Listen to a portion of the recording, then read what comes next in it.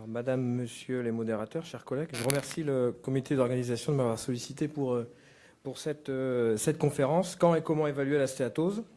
Donc voilà mes activités de mes conflits d'intérêts. Je vais casser le suspense tout de suite. Je vais organiser ma conférence contre toute attente en deux parties. La première, ce sera quand évaluer la stéatose. La deuxième, ce sera comment. Et on va s'articuler sur ce schéma qui va nous suivre tout au long de la présentation. En colonne, il y aura les différentes méthodes qui sont à disposition. Et donc, il y a deux manières d'aborder l'évaluation de la stéatose. Il y a le diagnostic, c'est binaire, oui ou non, comme on vient de parler, c'est présence-absence. Donc ça, ce sera la première ligne. Et la deuxième ligne, c'est plus quelque chose de plus fin, ce sera la quantification, c'est estimer de façon plus précise la quantité et le pourcentage de stéatose dans le foie. Donc, première partie. L'examen qu'on connaît tous pour évaluer la stéatose, bien entendu, c'est l'échographie. On l'utilise quotidiennement. La stéatose se manifeste par un foie brillant. Ici, ce sont les résultats d'une méta-analyse publiée il y a déjà quelques années qui a regroupé 34 études, 2815 patients. Et l'objectif, c'était le diagnostic de la stéatose, donc binaire, présence ou absence, et un seuil fixé à 20-30% de stéatose dans le foie. Donc vous voyez que les performances sont très bonnes. 93, une ROC à 0,93, une sensibilité de 85% et une spécificité de 94%. Donc cet outil qu'on utilise quotidiennement est performant pour diagnostiquer la stéatose. Les limites qu'on peut citer, c'est que c'est quand même opérateur dépendant. Ça reste peu sensible pour les faibles stéatoses, les stéatoses inférieures à 20%. Lorsqu'on fait un focus sur ces patients-là, l'échographie est moins performante, donc c'est assez difficile pour évaluer de façon fine les stéatoses débutantes. Et puis surtout, il n'y a pas de quantification. C'est foie brillant, oui ou non. Alors aujourd'hui, il y a des fabricants qui développent des programmes qui permettent d'analyser la brillance du foie par rapport à un organisme de référence, de faire des contrastes et de quantifier. Ça va probablement devenir disponible, mais actuellement, ça reste à l'état de recherche et de développement. Donc l'échographie, en vert, oui, pour le diagnostic, ça marche, c'est à disposition. Pour la quantification, peut-être, mais pas tout de suite. C'est pour ça que je l'ai laissé en gris. Donc les deuxièmes méthodes que vous connaissez et qui ont été mises à disposition, donc c'est les méthodes de spectroscopie et d'IRM. La spectroscopie, on voit plus ça dans les travaux de recherche clinique. C'est moins disponible en pratique clinique, mais vous avez tous accès à des IRM. Encore une méta-analyse. 46 études, 4715 patients qui ont comparé dans les trois méthodes. En bleu, vous avez l'échographie et en vert, le scan. Et en rouge, l'IRM et en noir, la spectro. Et vous voyez que, quelle que soit la quantité de stéatose, ici vous avez les faibles stéatoses, ici les stéatoses qui sont entre 10 et 20%, ici entre 25 et 33% et là au-dessus de 50%. Donc vous voyez bien que tout ce qui est noir et rouge, c'est bien supérieur à ce qui est vert et bleu. Donc les méthodes de spectroscopie et d'IRM sont plus performantes que l'échographie et le scanner pour diagnostiquer la stéatose. Et l'autre avantage de ces méthodes, c'est qu'elles ne sont pas opérateurs dépendantes et qu'elles, au contraire de l'échographie, elles sont sensibles pour les faibles stéatoses. Et elles permettent aussi une quantification. Aujourd'hui, c'est devenu un gold standard dans les études. On peut quantifier très facilement le degré de stéatose avec des méthodes IRM et spectro. Donc c'est ce que vous voyez ici en termes de quantification. Donc deux études qui ont évalué la stéatose en ordonnée évaluée par IRM par rapport au grade de stéatose histologique. Et vous voyez qu'on a une très bonne corrélation avec peu de chevauchement entre les box plots, ce qui montre que c'est très bien discriminant. Donc l'IRM et la spectroscopie, diagnostic, oui, et l'avantage, c'est qu'en plus, on peut quantifier. On peut avoir des choses beaucoup plus fines. Donc le problème de ces méthodes, c'est qu'elles restent quand même peu disponibles, que des malades, il y en a beaucoup. Donc il y a pas mal de travaux qui ont essayé de développer des tests sanguins, un petit peu dans la continuité de ce qu'on avait pu faire pour la fibrose. Est-ce qu'on peut prédire la présence d'une stéatose avec un algorithme qui inclut des paramètres cliniques et biologiques simples? C'est le stéatotest, c'est le Fatty Liver Index, le NAFLD Liver Fat Score, il y en a beaucoup, le Lipid Accumulation Product, l'Hepatic Steatosis Index, qui ont été faits sur des cohortes assez conséquentes, et même le HSI, c'est 5000 patients. Les références sont différentes. Il y a de la biopsie, il y a de l'échographie, il y a de la spectromagnétique. Et vous voyez que les paramètres, ce sont des paramètres, à part le stéatotest, des paramètres assez simples. Donc des paramètres cliniques basés sur le métabolisme, l'IMC, le tour de taille, le diabète, le syndrome métabolique, et des paramètres biologiques relatifs, encore une fois, au métabolisme, les triglycérides, l'insulinémie, et des paramètres hépatiques aussi, la gamma-GT et les transaminases. Donc ce sont des choses qu'on peut avoir assez facilement aussi en pratique clinique quotidienne. Ça marche pas mal. Donc, comme la discussion de tout à l'heure, 2 seuils, un pour exclure la stéatose, un pour affirmer.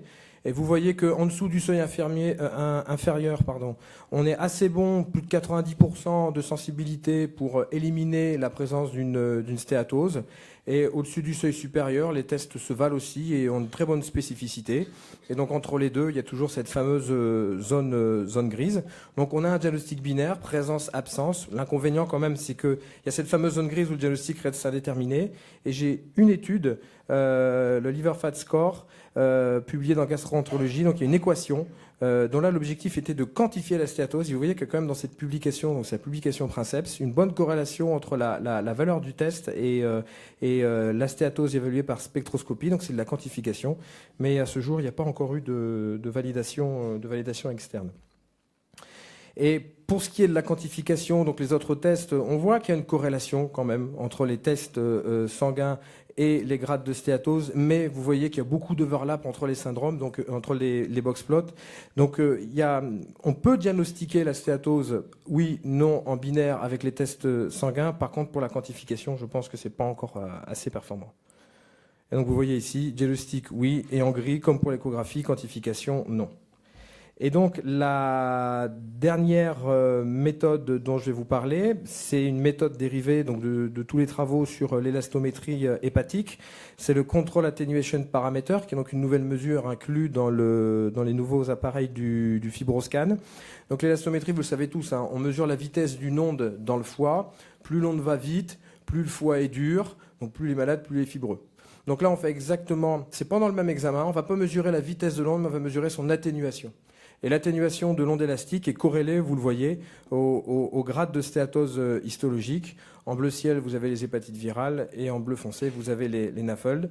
À droite, je vous ai mis les performances, donc Aurox, sensibilité, spécificité pour les différents grades de stéatose. Donc ça marche pas mal. Et l'intérêt, c'est qu'on peut le faire en même temps que la mesure de FibroScan. Donc on a deux résultats en un.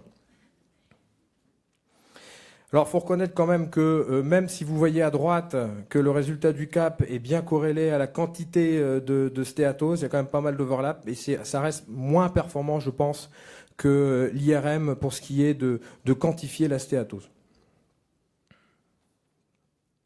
Donc, vous voyez, oui pour le diagnostic et j'ai laissé pas en gris mais pas en vert foncé, j'ai eu intermédiaire vert clair parce que il y a quand même une certaine corrélation qui est plus marquée que pour les tests sanguins en termes de quantification. Donc voilà les 4 outils. Maintenant la deuxième question, c'est à quoi ça sert d'avoir ces outils. Donc quand évaluer la stéatose? Alors la première indication, c'est avant la résection hépatique, avant hépatectomie. Donc là, vous avez les résultats d'une méta-analyse de 4 études. Donc, il y avait 1000 patients au total. Les patients avaient tous eu une résection hépatique donc majeure, plus de 3 segments. Et l'indication, c'était une tumeur hépatique primitive ou secondaire.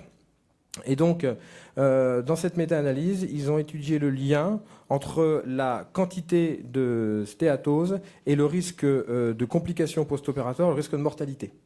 Donc en gris, vous avez les patients contrôle, donc qui n'ont pas de stéatose, donc avec un risque relatif 1, c'est le groupe contrôle.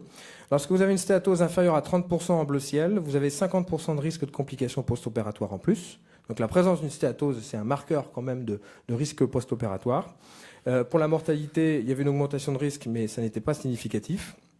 Et pour les patients qui avaient une stéatose supérieure à 30%, donc 2 fois plus de risque de complications et 179% de plus de mortalité. Donc là, on voit bien qu'avant chirurgie hépatique, avoir l'information sur la présence et encore plus la quantité de stéatose dans le foie est quelque chose qui apparaît important parce que ces patients-là, qui sont très stéatosiques, on va très probablement les prendre en charge de manière différente, un conditionnement différent, une surveillance post-opératoire différente, renforcée.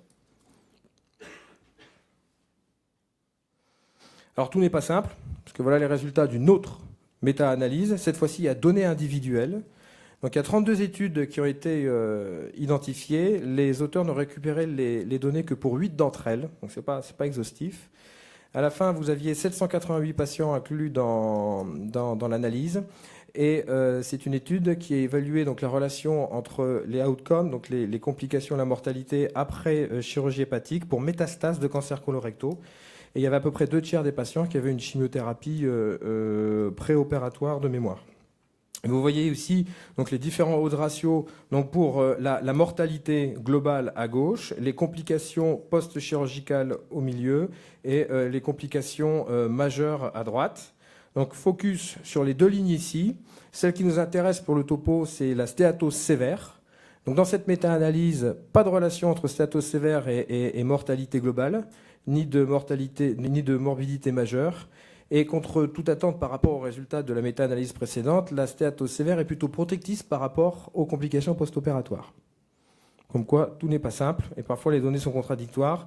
Il faut rester prudent, parce qu'encore une fois, il y avait quand même près de 2/3 des études qui n'avaient pas été inclus dans l'analyse. Ce qui sortait, par contre, c'était la présence d'une stéatohépatite, qui était associée à la présence de plus de complications post-opératoires.